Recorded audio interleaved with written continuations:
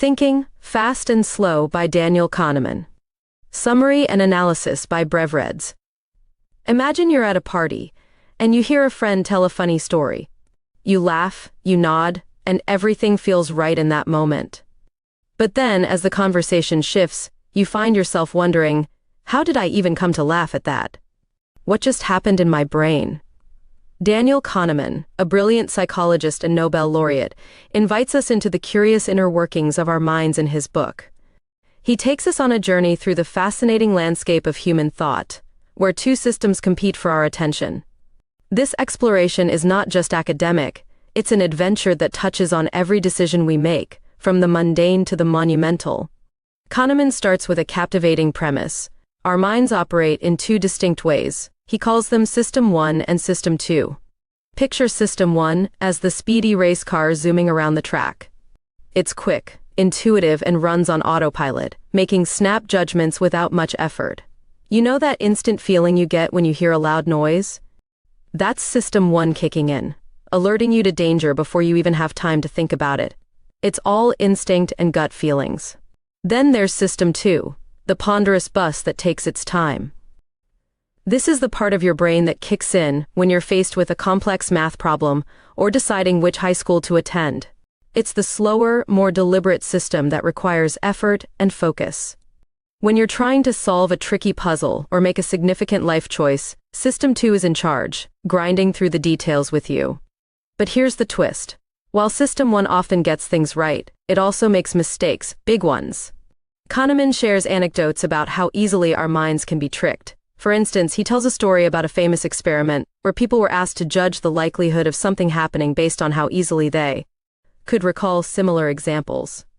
This is called the availability heuristic. If you can think of several instances of something, your brain assumes that it must be common. So, if you hear about a plane crash on the news, you might think flying is dangerous, even though statistically, it's safer than driving a car. Now, let's dive into a funny little story from Kahneman's life. He recalls a time when he and his friend Amos Tversky were discussing how people often overestimate their own abilities, especially when it comes to predictions. To illustrate, he jokingly suggested that if they were to hold a contest on who could predict the future better, they'd both probably lose. This playful banter captures the essence of the book, understanding our biases and the quirky ways we think is both serious and humorous. As you read through the introduction, you'll come across several important ideas that Kahneman emphasizes. One is the concept of cognitive ease, the brain's preference for familiar and easy-to-understand information. When things feel easy, we trust them more, even when they might not be right. For example, think of a catchy jingle you've heard a million times. It sticks in your head, and you start to believe it must be true because it's so familiar. This is how advertisements can play tricks on us. They often rely on cognitive ease to persuade us to buy things we might not need. Kahneman also touches on the role of emotions in our thinking. A great quote from him is, "The mind is a wonderful servant but a terrible master." This means that while our brains can do amazing things, they can also lead us astray if we let emotions dictate our choices. He invites readers to be aware of how feelings can cloud judgment. For example, if you're angry or stressed, you might make a snap decision that you later regret. This is why it's essential to take a step back and let System 2 take the wheel when emotions run high. Another interesting detail Kahneman shares is about the power of framing. How a question is presented can significantly influence our responses. Let's say you're choosing between two medical treatments. If one treatment is framed as having a 90% success rate, you might feel more positive about it than if it's framed as having a 10% failure rate. The numbers are the same, but the way they are presented can change your perception entirely. This framing effect shows how easily we can be swayed by presentation rather than facts. Kahneman's exploration also includes the importance of recognizing our cognitive biases. He gives the example of the halo effect, which occurs when we let one positive characteristic influence our overall judgment of a person. If you meet someone who is charming and friendly, you might assume they are also intelligent or competent, even if you don't have evidence to support that. As you continue through his introduction, you may find yourself chuckling at the way Kahneman describes the quirks of human thinking. He discusses how our minds love shortcuts, often leading us to make hasty decisions without fully engaging our reasoning abilities. This is often why we gravitate towards stereotypes or make snap judgments about people based on first impressions. He's not just a psychologist, he's like a wise friend helping us understand the bizarre and sometimes hilarious ways our minds operate. Throughout the introduction, Kahneman emphasizes that while our brains are incredibly powerful, they are also flawed. He encourages us to recognize these flaws and to be mindful of how we think. This awareness allows us to combat our biases and make better decisions in life. He leaves us with a sense of curiosity, challenging us to dig deeper into our thought processes. It's like a treasure hunt in our minds, where each discovery leads to a better understanding of ourselves and the world around us. So, the next time you find yourself making a quick judgment or feeling overwhelmed by a decision, take a moment. Ask yourself, which system is in control? Am I relying on my gut feeling, or am I taking the time to think things through? This simple reflection can lead to better choices and a more informed understanding of the world. Chapter 1: The Characters of the Story. Imagine your mind is like a stage, and on this stage, there are two main characters, System 1 and System 2. System 1 is like the speedy superhero, zipping around, making quick decisions without much effort. Think of it as that friend who always knows which movie to watch without even looking it up. It's instinctual, emotional, and sometimes it can be a bit reckless. For example, when you hear a loud bang, System 1 kicks in, and you jump out of the way before you even know what's happening. Now, let's introduce System 2, who is more like a wise old wizard. This character is thoughtful, deliberate, and takes its time to analyze situations. When you have to solve a tricky math problem or study for a big test, System 2 is the one working hard. It's the part of your brain that says, slow down, let's think this through. Kahneman explains how these two systems interact in our everyday lives. System 1 is always on, making quick judgments and assumptions, while System 2 steps in when things get complicated. For instance, if you see someone who looks angry, System 1 might say, uh-oh, they're going to yell. But System 2 would tell you, wait a minute, maybe they're just having a bad day. This push and pull between the two systems is what makes us human, but it can also lead to errors in judgment. An amusing story Kahneman shares involves a friend of his who was convinced that a man walking his dog was up to no good. System 1 jumped to conclusions based on how the man looked, but when they got closer, they realized the man was simply enjoying a walk with his furry friend. This is a classic example of how System 1 can lead us astray if we don't check in with System 2. Chapter 2: Attention and Effort. Now that we know our two characters, let's dive into how they operate. Chapter 2 is all about attention and effort. Imagine you're at a concert, and the music is roaring. Your friend is trying to talk to you, but you can hardly hear them. That's because your attention is focused on the music. This is how our brains work. They have a limited amount of attention to give, and they can only focus on so much at once. Kahneman explains that System 2 requires effort and attention to perform tasks. For example, when you're trying to remember your best friend's birthday while also listening to your teacher, you might find it challenging to juggle both. That's because your brain can't focus on everything at once, and System 2 needs to work hard to keep everything straight. One hilarious anecdote involves a study where participants had to read words and count the number of times a letter appeared on the page while ignoring other distractions. Many people found it difficult to focus, showing how easy it is to lose track when our attention is divided. It's like trying to eat ice cream while riding a bike. It's hard to do both at the same time without making a mess. Kahneman reminds us that when we try to multitask, we often end up making mistakes. The lesson? It's better to focus on one task at a time. When you give your full attention to something, you're more likely to get it right. Chapter 3: The Lazy Controller. In Chapter 3, Kahneman introduces us to the idea of the lazy controller. Picture System 2 as a coach who doesn't always want to get off the couch. When things are easy, System 1 does the work, and System 2 is happy to relax. This is why we often take shortcuts in thinking. If you're faced with a tough decision, your brain might prefer the easy route instead of diving deep into the details.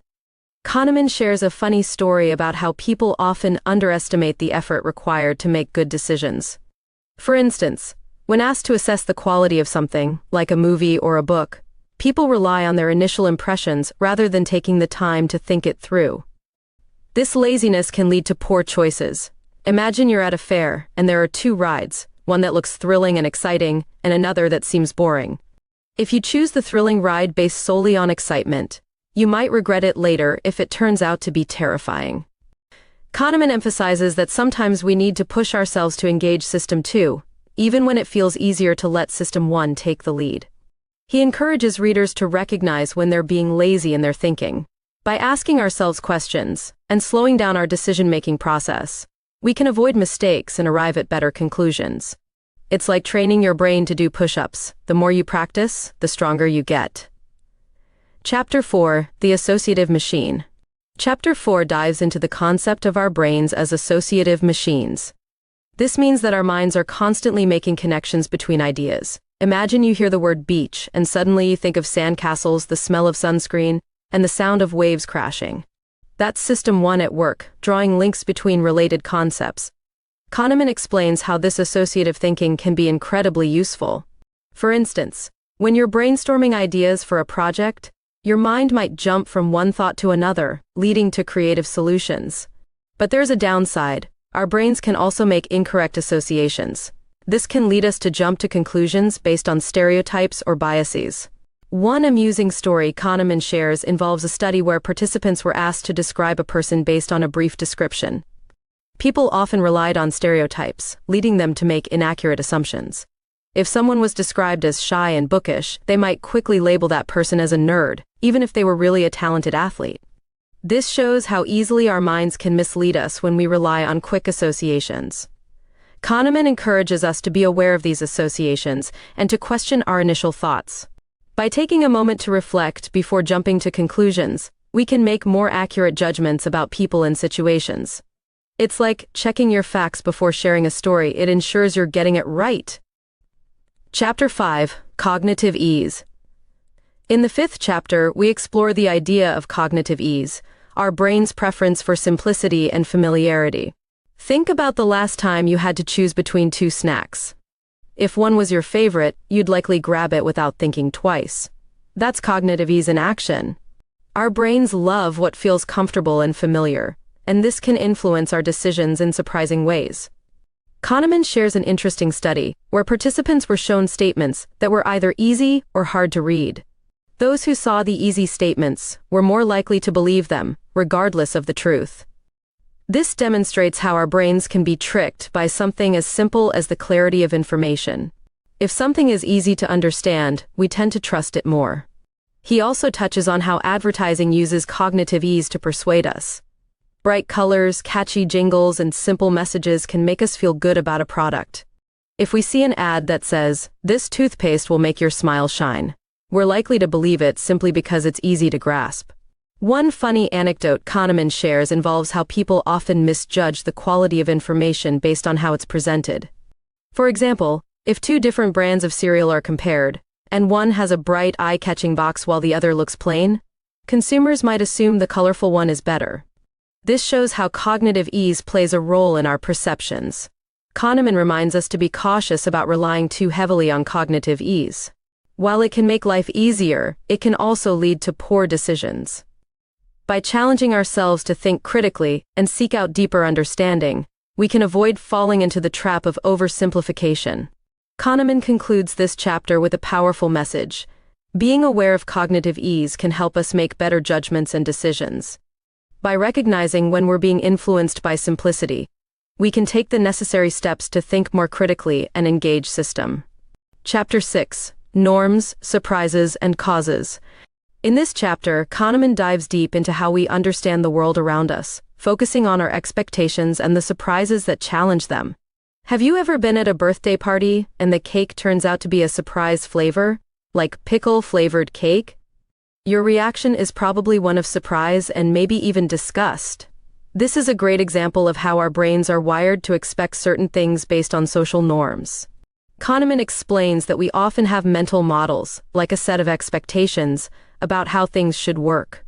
For instance, we expect a birthday cake to be sweet and delicious, not something that sounds like a prank. When things don't go as planned, our brains scramble to make sense of the unexpected. This is where System 1 jumps in, trying to quickly reframe the situation, while System 2 takes a bit longer to analyze what went wrong. One amusing story Kahneman shares involves a man who expected a specific outcome from a situation but was met with the exact opposite. This man had a job interview that went terribly wrong because he misread the cues from the interviewer. Instead of being friendly, the interviewer was actually annoyed. This miscommunication led the man to make false assumptions about how well the interview was going. Kahneman emphasizes that our minds are often governed by social expectations, what is considered normal. When we encounter surprises that challenge these norms, we can feel confused or even threatened. For example, if you see a kid wearing a super weird outfit at school, your brain might think, that's not normal. This reaction is natural, but it can also lead us to make unfair judgments. The chapter teaches us to be aware of our biases and the assumptions we make based on our expectations. When we encounter surprises, it's essential to pause and think critically about what's really happening, instead of jumping to conclusions. Chapter 7, A Machine for Jumping to Conclusions.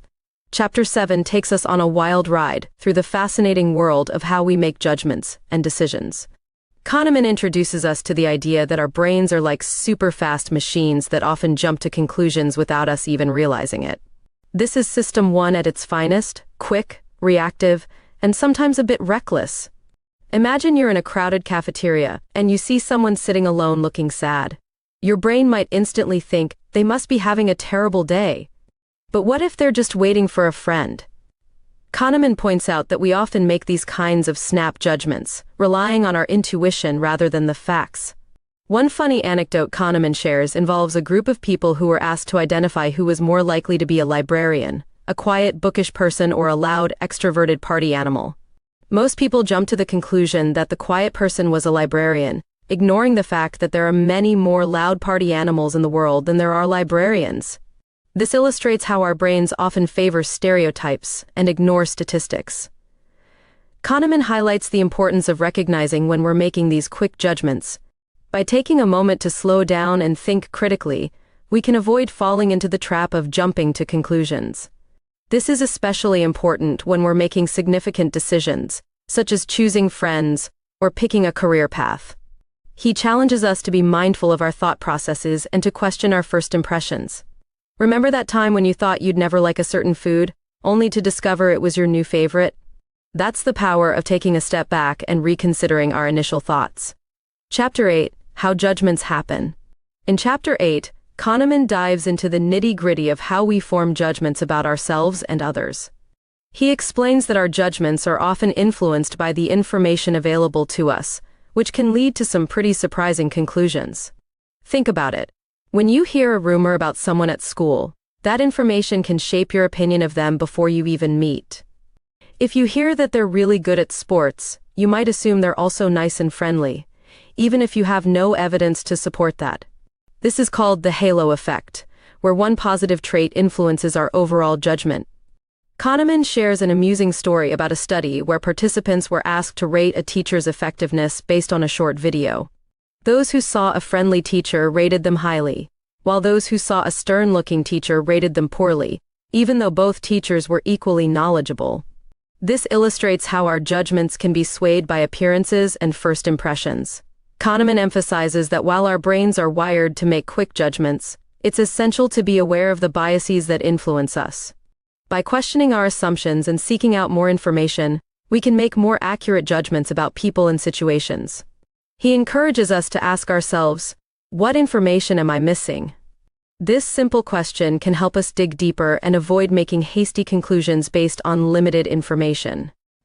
Chapter 9, Answering an Easier Question. Chapter 9 is all about how our brains often substitute a difficult question for an easier one. Kahneman explains that when faced with a challenging problem, our minds tend to look for a shortcut. It's like when you're doing math homework and you encounter a tricky equation. Instead of working it out, you might think, what's the closest answer? And go with that instead. Kahneman shares a humorous story about a study where participants were asked how happy they were with their lives. Instead of answering that question directly, many people considered how happy they felt at that moment. This shows how we often take the easy route, focusing on immediate feelings rather than long-term experiences. Imagine being asked if you'd rather have a pizza or an apple for dinner. If you're super hungry, you might think about how delicious the pizza looks and choose that instead of considering how the apple would be better for your health. Our brains can lead us to prioritize immediate gratification over long-term benefits, which can impact our decisions in various areas of life. Kahneman emphasizes the importance of recognizing when we're substituting easier questions for harder ones. By being aware of our thought processes, we can make more informed decisions. It's like training your brain to resist the temptation of that pizza and opt for the apple instead. Chapter 10, The Law of Small Numbers. In Chapter 10, Kahneman introduces the law of small numbers, which refers to our tendency to make judgments based on small samples rather than larger, more reliable data. Have you ever flipped a coin 3 times and gotten heads every time? You might start to think, wow, this coin is lucky. But in reality, that doesn't change the fact that it's still a fair coin. Kahneman shares a funny story about a study where researchers asked participants to predict the outcome of a basketball game based on a team's past performance. Those who looked at only a few games were more likely to make incorrect predictions than those who considered the entire season. This highlights how relying on small samples can lead to big mistakes. He also discusses how we often generalize from small experiences. If you meet one rude person from a certain city, you might think everyone from that city is rude. This is a classic example of how our brains can misinterpret information when we don't have enough data. Kahneman warns us to be cautious about making judgments based on limited experiences. By seeking out more information and considering the bigger picture, we can avoid falling into the trap of the law of small numbers. He encourages us to dig deeper and gather more data before forming conclusions. It's like looking at a whole book instead of just reading the first page. You get a much better understanding of the story. Chapter 11, The Law of Small Numbers. In this chapter, Kahneman introduces us to the law of small numbers, which is a fancy way of saying that we often make big judgments based on tiny bits of information. Picture this: you flip a coin 3 times, and it lands on heads all 3 times. You might think, wow, this coin is lucky, but in reality, it's just a fair coin, and those 3 flips don't mean anything special. Kahneman shares a humorous story about a study where participants were asked to predict the outcome of a basketball game based on the results of just a few games. Those who looked at a small number of games were way more likely to make incorrect predictions than those who considered the entire season.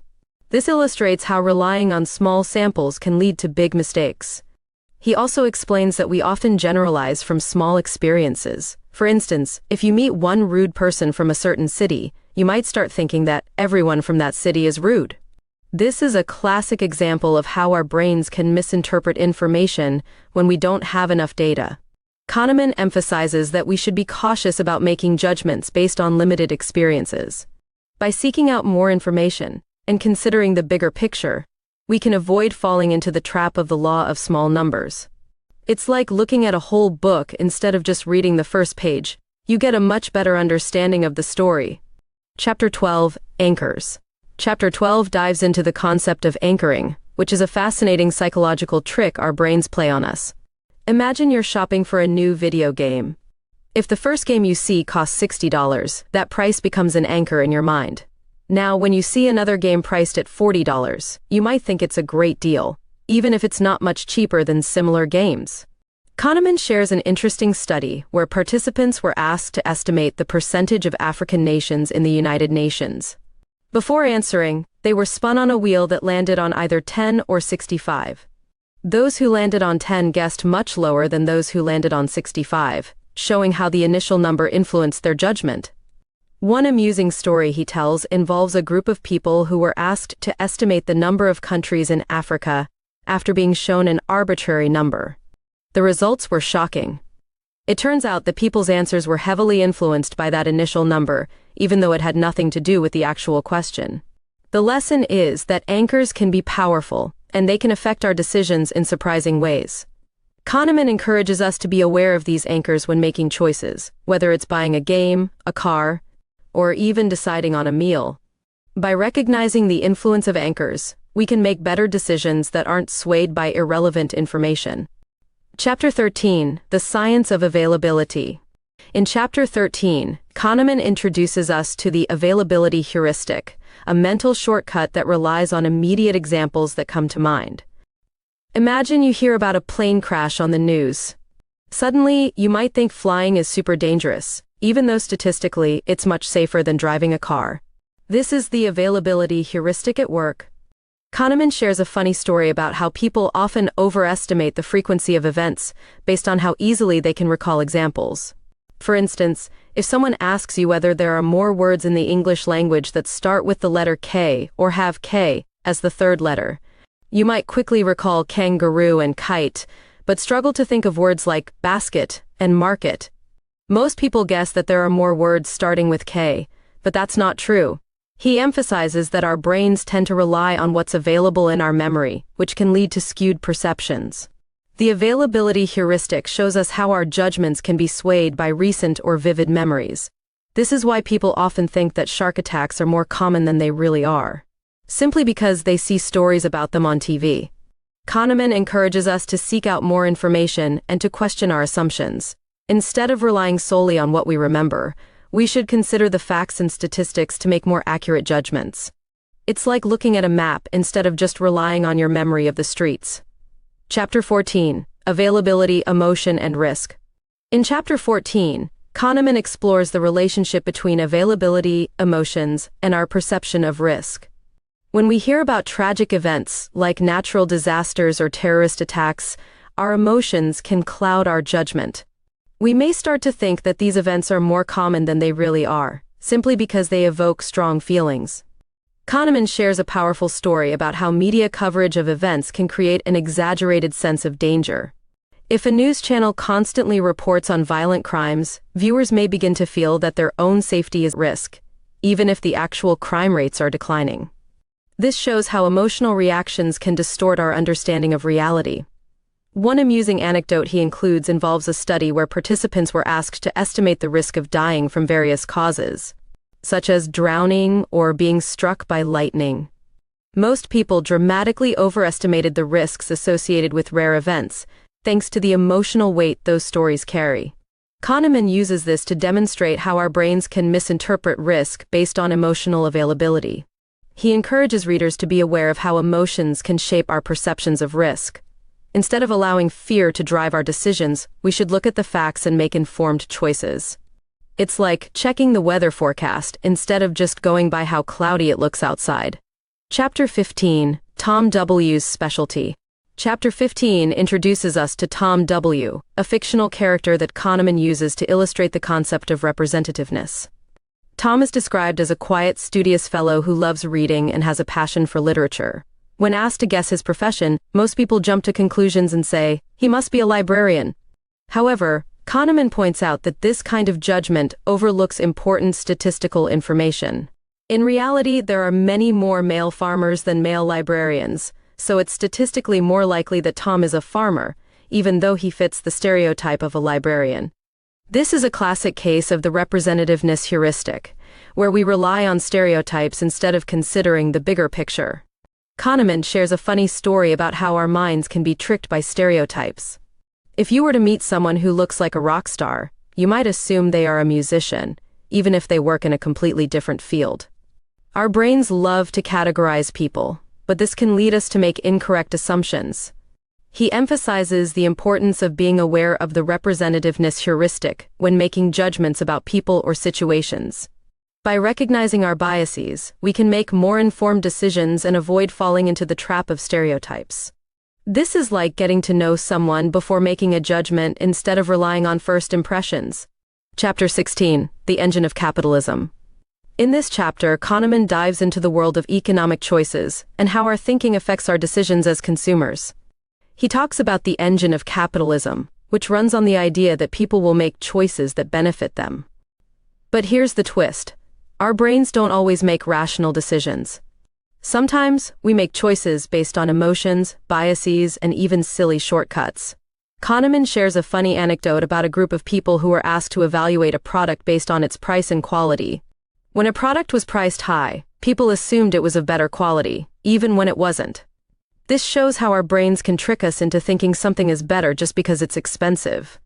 Imagine you walk into a candy store and see a fancy box of chocolates that costs $20 next to a regular box for $5.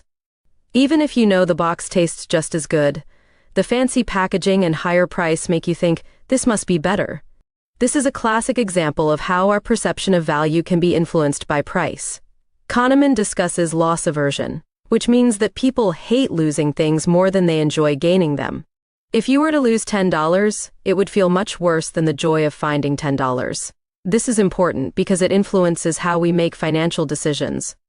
We tend to hold on to things that we think we might lose, even if it means missing out on better opportunities. He emphasizes that being aware of these biases can help us make smarter financial choices. When shopping, it's essential to evaluate products based on their actual value and quality, not just their price. It's like being a detective, investigating what's worth your money instead of just going with your gut. Chapter 17, The Illusion of Validity. In Chapter 17, Kahneman introduces us to the illusion of validity, which is the belief that we can predict outcomes based on our judgments and intuitions. Picture this. You're watching a basketball game and you see a player take a shot. You might say, he's going to make it. But in reality, your guess could be just as random as a coin flip. Kahneman shares an amusing story about a group of experts who were asked to predict the success of various business ventures. Even though they had experience and knowledge, their predictions were often wrong. This highlights how our confidence can lead us to believe we know more than we actually do. He emphasizes that just because we feel certain about something doesn't mean we're right. Our brains love to create patterns and connections, but sometimes those patterns are just illusions. For example, if you have a lucky shirt that you wear during games, you might convince yourself that it helps your team win, but that's just a coincidence. Kahneman encourages us to question our intuitions and to seek out evidence before making decisions. It's important to remember that predictions are not guarantees. Just because you felt sure about something doesn't mean it will turn out that way. Instead, we should gather facts and consider different perspectives to make informed choices. Chapter 18, Expert Intuition, When Can We Trust It? In Chapter 18, Kahneman explores the fascinating world of expert intuition. He discusses how experts can often make quick and accurate decisions in their fields, but this isn't always the case. Imagine a seasoned coach who can spot a winning play from a mile away. Their intuition is based on years of experience and practice, allowing them to make split-second decisions. Kahneman shares a funny story about a chess champion who could predict the best moves in the game with incredible accuracy. However, if you ask the champion to explain how they made their decisions, they often struggled to do so. This shows that while experts can have a strong intuition, they may not always be able to articulate their thought processes. He explains that expert intuition is most reliable in predictable environments where patterns can be recognized. For example, a firefighter who has seen many fires can quickly assess a situation and make decisions to save lives. But in unpredictable situations, even experts can be led astray. If you're trying to guess who will win a sports game based on gut feelings alone, you might not be as accurate as you think. Kahneman encourages us to differentiate between areas where expert intuition works well and situations where it doesn't. While it's great to trust your gut in familiar circumstances, it's essential to be cautious when facing new challenges. Sometimes, it's better to rely on data and analysis instead of just intuition. Chapter 19, The Outside View. Chapter 19 introduces us to the concept of the outside view, which encourages us to step back and look at a situation from a broader perspective. Instead of focusing solely on our individual experiences, we should consider how similar situations have played out in the past. Imagine you're planning a big school event, like a dance. Instead of just thinking about how much fun you expect it to be, you should look at how successful previous dances were. Kahneman shares an amusing story about a study that involved predicting the success of various projects. When participants focused solely on their plans, they tended to overestimate their chances of success. However, when they considered the success rates of similar projects, their predictions became much more realistic. One of the funniest moments in this chapter involves a group of students who confidently predicted their chances of graduating on time. When asked about the success rates of similar students, they quickly realized they had been overly optimistic. This illustrates how our individual views can be clouded by bias, leading us to make unrealistic predictions. Kahneman emphasizes that using the outside view can help us make better decisions. By considering historical data and broader trends, we can avoid the traps of overconfidence and unrealistic expectations. It's like using a map to navigate instead of just relying on your sense of direction. Chapter: The Planning Fallacy. In chapter, Kahneman discusses the planning fallacy, which is our tendency to underestimate how long things will take or how much they will cost. Picture this: you're working on a school project and you think, I can finish this in 1 hour, but as we all know, it usually takes much longer than we expect. Kahneman shares a funny story about people who were asked to estimate how long a home renovation would take. Most people confidently predicted it would take a few weeks, but in reality, it often took several months. This illustrates how our optimism can lead us to make unrealistic plans. He explains that the planning fallacy is influenced by our tendency to focus on the best-case scenario instead of considering potential obstacles. We often think, I'll have plenty of time, without accounting for unexpected challenges that might arise. Kahneman encourages us to be more realistic when making plans. Instead of just thinking about how quickly we can finish a project, we should consider past experiences, potential delays, and any obstacles that might come our way. It's like packing for a trip. If you only pack your favorite clothes without considering the weather, you might end up with a suitcase full of shorts when it's freezing outside. By being aware of the planning fallacy, we can set more reasonable expectations and avoid unnecessary stress. It's important to take a step back and think critically about our plans to ensure we're prepared for whatever comes our way. Chapter 21: The Two Selves. In this chapter, Kahneman introduces us to the concept of the two selves. Imagine your brain has two different characters, the experiencing self and the remembering self. The experiencing self is all about living in the moment. It's the part of you that feels joy while eating your favorite pizza, or the excitement of riding a roller coaster. The remembering self, on the other hand, is like a storyteller. It takes those experiences and crafts memories, deciding what was good or bad based on how it felt afterward. Kahneman shares an amusing story about a study that involved participants listening to music. Some people enjoyed a particular song while others found it annoying.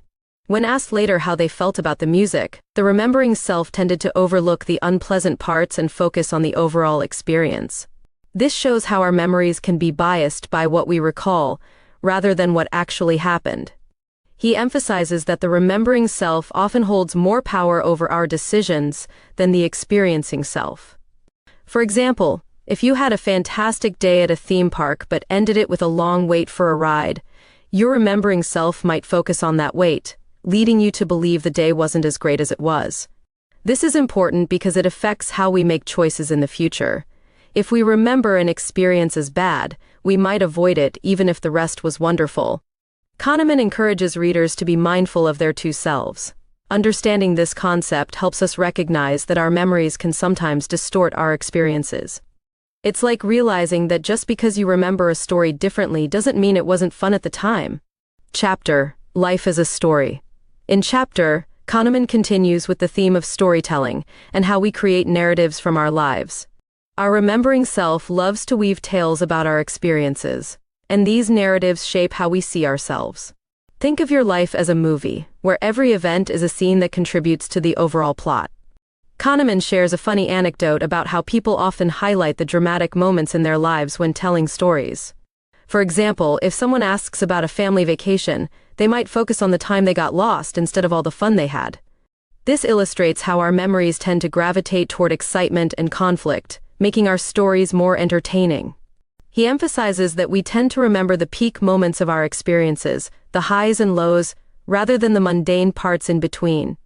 This is called the peak end rule.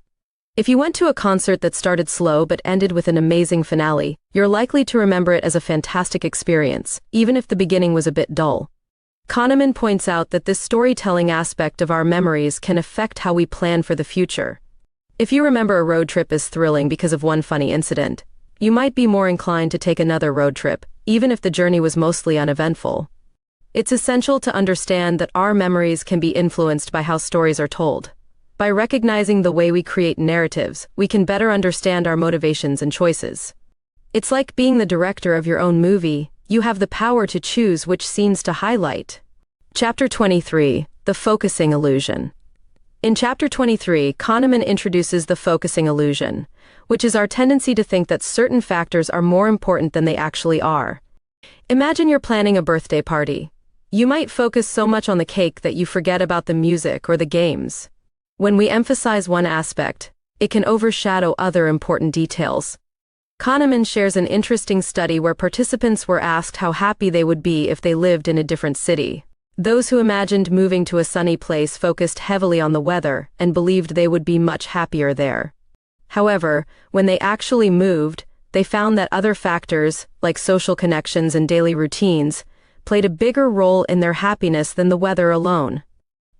One amusing story involves a group of college students who believed that owning a car would enhance their college experience. However, once they got the car, they realized that the responsibility of maintenance and parking made things more complicated. Their initial focus on the car's benefits clouded their judgment about the trade-offs involved. Kahneman emphasizes that the focusing illusion can lead us to make poor decisions. When considering a significant change, it's essential to evaluate all factors, not just the ones that stand out the most. By broadening our perspective, we can make more informed choices that lead to greater satisfaction. Chapter 24, The Engine of Well-Being. In Chapter 24, Kahneman explores the concept of well-being and what truly contributes to a happy life. He discusses how we often think that wealth, success, and material possessions will lead to happiness. However, research shows that our well-being is influenced more by our relationships, experiences, and how we perceive our lives. Kahneman shares a funny story about a group of people who were asked what they would do if they suddenly became wealthy. Many of them envisioned extravagant vacations and fancy cars, but when they were asked to reflect on what really brought them joy, they often mentioned spending time with family and friends. This highlights the disconnect between what we think will make us happy and what actually does. He emphasizes that social connections are crucial for our well-being. Building strong relationships with others can lead to greater happiness than chasing after material possessions. Think about it. Would you rather have $1 million or a group of friends who support you? Most people would choose the latter. Kahneman encourages readers to prioritize experiences and relationships over material wealth. By focusing on what truly matters, we can enhance our well-being and lead more fulfilling lives. It's like choosing to spend time with friends at the park instead of alone in your room with the latest gadget. Chapter 25. Happiness and Decision-Making. In the final chapter, Kahneman ties everything together by discussing how our understanding of happiness can influence our decision-making. He explains that while we all want to make choices that lead to happiness, our perceptions can be flawed. We often chase after things that we think will make us happy, only to find out that they don't have the desired effect. Kahneman shares an amusing anecdote about a study where participants were asked to rate their happiness after receiving a gift. Some received a small gift, while others received a larger one. Interestingly, those who received the smaller gift reported feeling just as happy. This shows that our expectations can play a significant role in how we perceive happiness. He also emphasizes the importance of reflecting on our past experiences to inform our future decisions. By understanding what truly brings us joy, we can make choices that align with our values. For example, if you know you feel happiest when spending time with loved ones, you might prioritize those relationships over work or material pursuits. Kahneman encourages readers to be mindful of their choices and to consider how they can create a fulfilling life.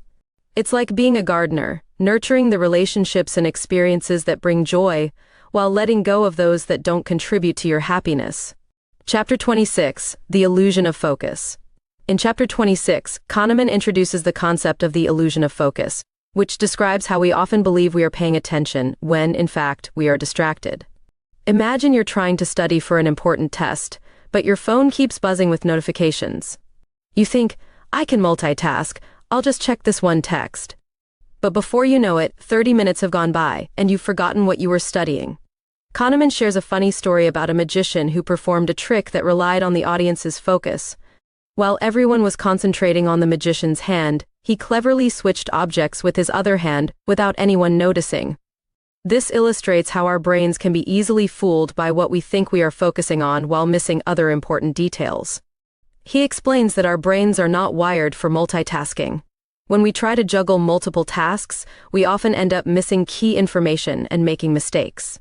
For instance, if you're playing a video game while doing homework, you might miss an important question or make a silly error because your attention is divided. Kahneman emphasizes that being aware of our focus can help us improve our performance and productivity. By eliminating distractions and concentrating on one task at a time, we can achieve better results. It's like trying to watch a movie while someone is talking to you. You'll miss out on the best parts if you don't pay full attention. Chapter 27, The Happiness Formula. Chapter 27 dives into the concept of happiness and how we often try to quantify it. Kahneman discusses various studies that explore what makes people happy and how we can measure happiness. He argues that happiness isn't just about having a lot of money or possessions. It's more about our experiences and relationships. Kahneman shares a humorous anecdote about a study where participants were asked to rate their happiness based on different activities. Some reported feeling happiest when spending time with family and friends, while others found joy in simple pleasures like eating ice cream or going for a walk. This shows that happiness can come from both big and small moments. One interesting finding from his research is the happiness curve, which suggests that people tend to feel happier in their youth and later in life, with a dip in the middle years. Kahneman jokes that this might explain why teenagers and grandparents are often the happiest. He emphasizes that the key to happiness lies in our connections with others and the experiences we share. By prioritizing relationships and engaging in activities that bring joy, we can enhance our overall well-being. It's like creating a recipe for happiness where the main ingredients are love, laughter, and memorable experiences. Chapter 28, The Importance of Narrative. In Chapter 28, Kahneman discusses the importance of narrative in shaping our experiences and memories. Our brains love to create stories from our lives, and these narratives influence how we perceive our happiness and well-being. Think of your life as a book, where each chapter holds unique adventures and lessons. Kahneman shares a funny story about how people often embellish their stories for dramatic effect. For instance, if someone went on a hiking trip and faced a few bumps along the way, they might tell their friends about the harrowing journey, focusing on the struggles rather than the beauty of the hike. This highlights how our narratives can sometimes exaggerate or downplay certain aspects of our experiences. He emphasizes that the way we tell our stories can significantly impact how we feel about them. If we focus on the positive moments and the lessons learned, we're more likely to view our experiences in a favorable light. On the other hand, if we dwell on negative events, it can lead to a skewed perception of our overall happiness. Kahneman encourages readers to reflect on their narratives and consider how they can reshape them to create a more positive outlook. It's like being the author of your own story. You have the power to choose how it unfolds. Chapter 29, The Role of Prediction. In Chapter 29, Kahneman explores the fascinating world of prediction and how we often overestimate our ability to foresee the future. We like to think we can predict outcomes based on our experiences, but the truth is that uncertainty is a part of life. Imagine you're trying to guess the outcome of a game. You might feel confident that your team will win, but surprises can always pop up. Kahneman shares a humorous story about a group of people who were asked to predict the weather for the next week. Many of them confidently declared it would be sunny every day, but as we know, weather can be unpredictable. This illustrates how our predictions can often be more wishful thinking than accurate forecasts. He emphasizes that while it's natural to want to predict future events, we should also acknowledge the limits of our knowledge. Relying too heavily on our instincts can lead to disappointment when things don't go as planned. Instead, Kahneman encourages a more flexible approach, where we remain open to different possibilities and adapt as needed. By recognizing the role of uncertainty in our lives, we can make better decisions and set more realistic expectations. It's like preparing for a school project. Instead of assuming everything will go smoothly, it's wise to plan for unexpected challenges along the way. Chapter 30, The Future of Decision-Making. In the final chapter, Kahneman discusses the future of decision-making and how understanding our cognitive biases can lead to better choices. He highlights the importance of being aware of the mental shortcuts we take and how they can influence our decisions. Kahneman shares an amusing anecdote about how companies often fall into the trap of making decisions based on past successes, without considering whether those conditions still apply. For example, a company might continue to invest in a marketing strategy that once worked well, even when the market has changed. This illustrates how clinging to past patterns can hinder progress. He emphasizes the need for critical thinking and adaptability in decision-making. By questioning our assumptions and being open to new information, we can improve our choices and outcomes. Kahneman encourages readers to take a step back and evaluate their decision-making processes, considering various perspectives before jumping to conclusions. Kahneman concludes with a powerful message. Understanding our cognitive biases and the psychology of decision-making can empower us to make more informed choices. It's like being a detective in your own life, analyzing the clues and gathering evidence before deciding on the best course of action. Chapter 31. The Science of Choice. In Chapter 31, Kahneman dives into the fascinating world of choices and how we make them. He explains that every day, we face a myriad of decisions, from what to eat for breakfast to what to wear to school. But did you know that the way we frame our choices can significantly impact our decisions? Imagine this. You're at a restaurant looking at the menu. If the waiter says, "Our special is a delicious 90 lean beef burger," you might feel good about ordering it. But if they say, "This burger is 10% fat," it might make you think twice. Kahneman highlights how the same information can lead to different feelings, depending on how it's presented. This is known as framing, and it plays a huge role in how we perceive choices. Kahneman shares an amusing story about a study where participants were asked to choose between two medical treatments for a disease. One treatment was described as having a 70% success rate, while the other was said to have a 30% failure rate. Most people chose the first option, even though both descriptions referred to the same outcome. This illustrates how the framing of information can sway our decisions. He emphasizes that being aware of how choices are presented can help us make better decisions. Instead of just going with the first option that sounds good, it's essential to take a step back and consider all the details. It's like being a detective, examining the clues before making your choice. Chapter 32. The Power of Context. In Chapter 32, Kahneman discusses the remarkable influence of context on our decisions. The environment around us can shape how we think and act in ways we might not even notice. For instance, think about how you feel when you walk into a bright, sunny room compared to a dark, gloomy one.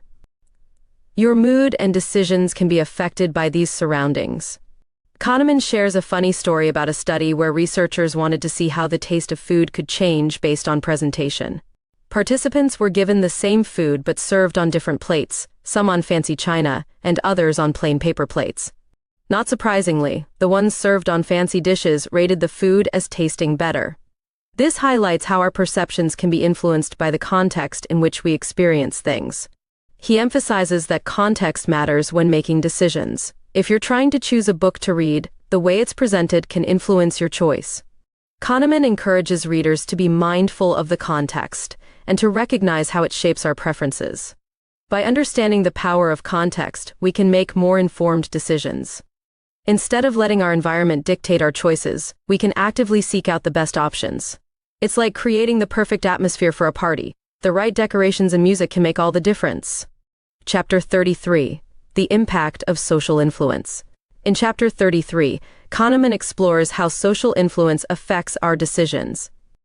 We are social creatures, and the people around us can significantly sway what we think and do. Think about it. If all your friends are raving about a new video game, you might feel pressure to try it out, even if you weren't initially interested. Kahneman shares a humorous anecdote about a study where participants were asked to judge the height of a basketball player in a video. When they saw others estimate the height, they often adjusted their own guesses to match theirs. This shows that we tend to conform to the opinions of those around us, even when we have our own beliefs. He emphasizes that social influence can be both positive and negative. On the one hand, it can lead us to make better choices by learning from others' experiences. On the other hand, it can push us into decisions we might not truly want, just to fit in.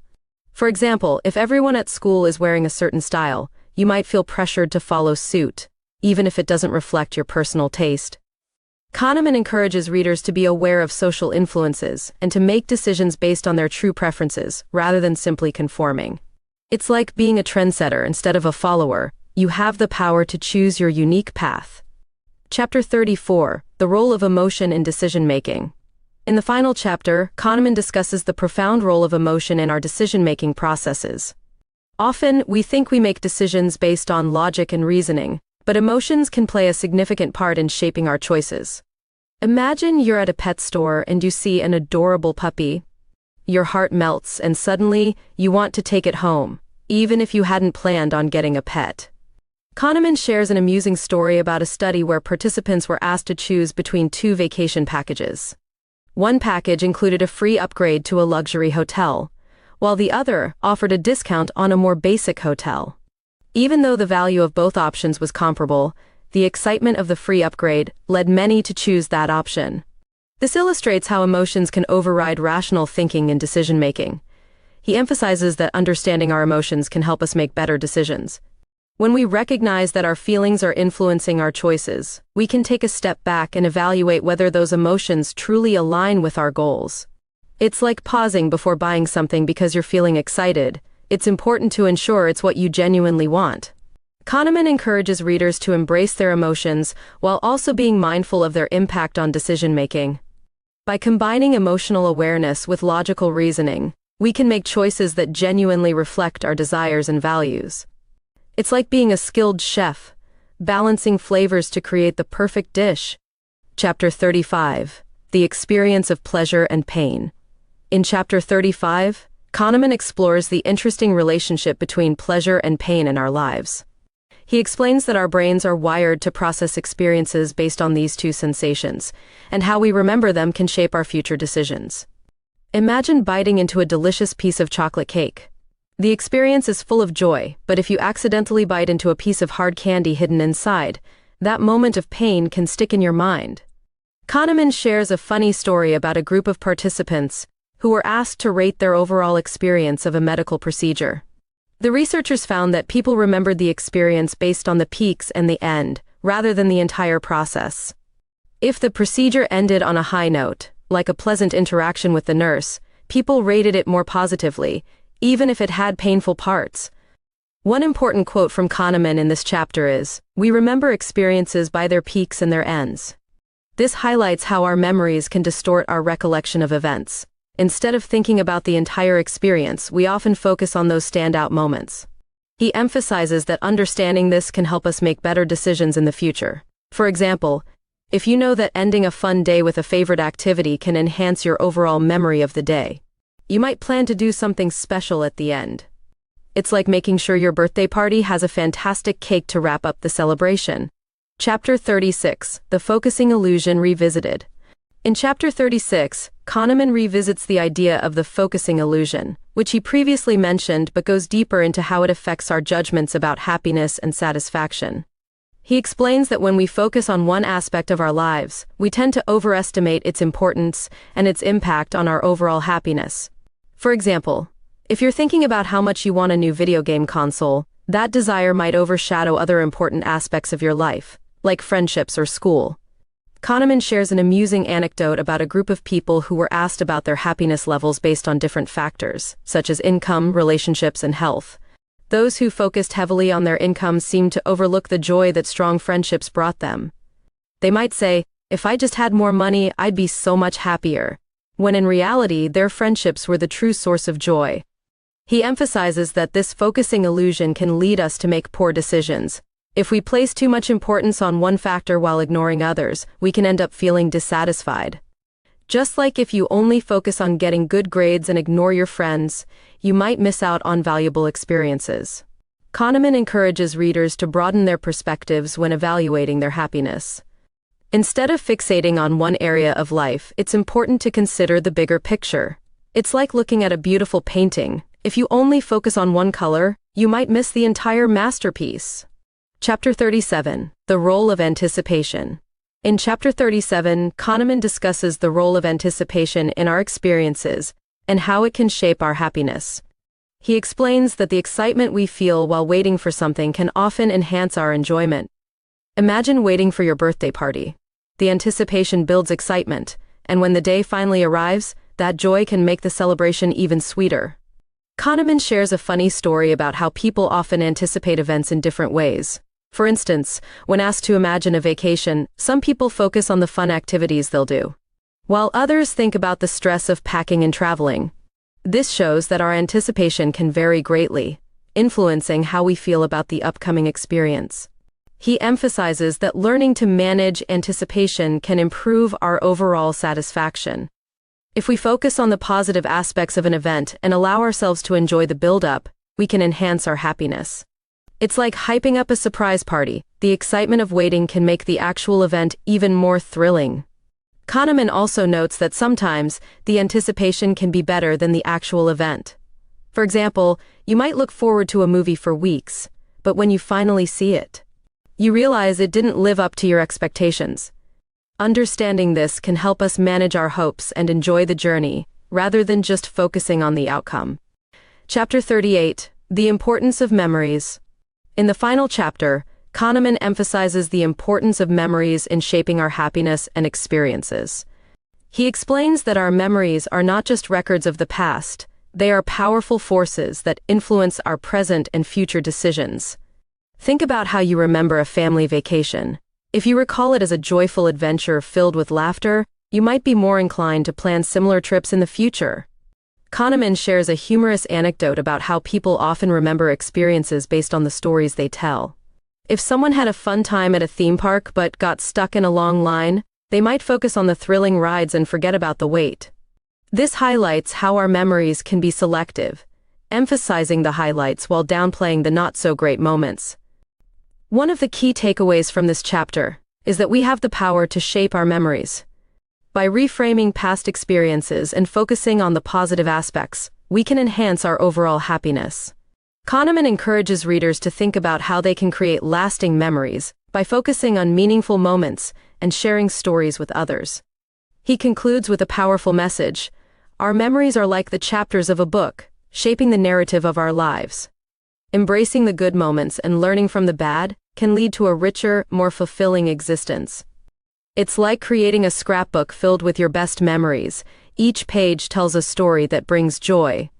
Conclusion: the journey through thinking. As we wrap up our journey through Kahneman's insights, it's essential to reflect on the fascinating world of our minds and how we think. Kahneman, a psychologist who spent decades studying how we make decisions, invites us to explore the two systems of thinking that shape our lives, System 1 and System 2. System 1 is like your brain's automatic pilot, making quick, instinctive decisions without much thought. Picture yourself walking down a street and suddenly dodging a soccer ball that comes flying at you. You didn't think about it, your brain just reacted. This system is fast and efficient, but it can also lead to mistakes, especially when it relies on mental shortcuts or biases. On the other hand, System 2 is the slow, analytical side of your brain. It's the part that thinks deeply and solves complex problems, like figuring out a tricky math problem or deciding which book to read next. This system takes more time and energy, but it's essential for making informed decisions. Kahneman emphasizes that while both systems are crucial, we often rely too heavily on system, leading us to make choices that aren't always in our best interest. One important lesson from the book is how our cognitive biases can influence our decisions. Kahneman introduces concepts like loss aversion, where we feel the pain of losing something more intensely than the joy of gaining something. Imagine you just lost your favorite video game. That feeling of loss can linger much longer than the happiness you felt when you first got it.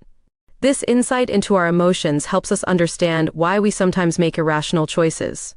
Kahneman also dives into the illusion of validity, which is the belief that we can predict outcomes based on our intuitions and past experiences. He humorously points out that even experts can be led astray by their confidence. For example, a seasoned coach might insist they know which player will score, but the unpredictability of sports often proves them wrong. This teaches us to question our assumptions and be open to new information.